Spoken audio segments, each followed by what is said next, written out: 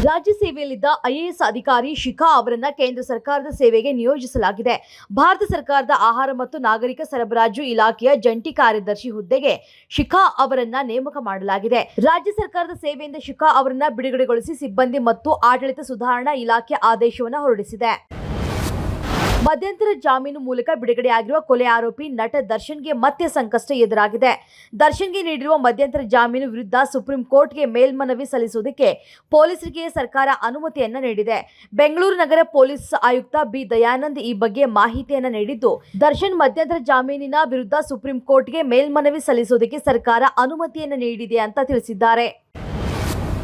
ಭಟ್ಕಳದ ಪುರಸಭೆ ಕಚೇರಿಯ ಮೇಲೆ ಶುಕ್ರವಾರ ಬೆಳಗ್ಗೆ ದಿಢೀರ್ ದಾಳಿ ನಡೆಸಿದಂತಹ ಲೋಕಾಯುಕ್ತ ಪೊಲೀಸರು 50,000 ರೂಪಾಯಿ ಲಂಚ ಪಡಿತಾ ಇದ್ದ ಮುಖ್ಯಾಧಿಕಾರಿ ನೀಲಕಂಠ ಮೆಸ್ತ್ ಅವರನ್ನ ವಶಕ್ಕೆ ಪಡೆದು ವಿಚಾರಣೆ ನಡೆಸ್ತಾ ಇದ್ದಾರೆ. ಪಟ್ಟಣದ ಕಿದ್ವಾಯಿ ರಸ್ತೆಯಲ್ಲಿರುವಂತಹ ಹೊಸ ಮನೆಯ ಒಳಚರಂಡಿ ಸಂಪರ್ಕ ಪಡೆಯುವ ಸಲುವಾಗಿ ನಿರಾಕ್ಷೇಪಣೆ ಪತ್ರಕ್ಕಾಗಿ ಮೊಹಮ್ಮದ್ ಇದ್ರಿಸ್ ಎನ್ನುವವರು ಅರ್ಜಿಯನ್ನು ಸಲ್ಲಿಸಿದ್ರು.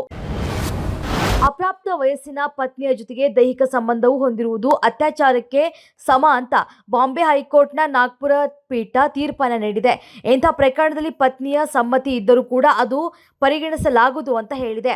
18 ವರ್ಷಕ್ಕಿಂತ ಕಡಿಮೆ ವಯಸ್ಸಿನ ಪತ್ನಿಯೊಂದಿಗೆ ಆಕೆಯ ಅನುಮತಿ ಇದ್ದರೂ ದೈಹಿಕ ಸಂಪರ್ಕ ನಡೆಸಿದರೆ ಅತ್ಯಾಚಾರ ಪ್ರಕರಣದ ಅಡಿ ದೂರು ದಾಖಲಿಸಬಹುದು ಅಂತ ನ್ಯಾಯಮೂರ್ತಿ ಗೋವಿಂದ್ ಸನಾಪ ಅವರಿದ್ದಂಥ ಏಕಸದಸ್ಯ ಪೀಠ ಇತ್ತೀಚೆಗೆ ಹೇಳಿದೆ.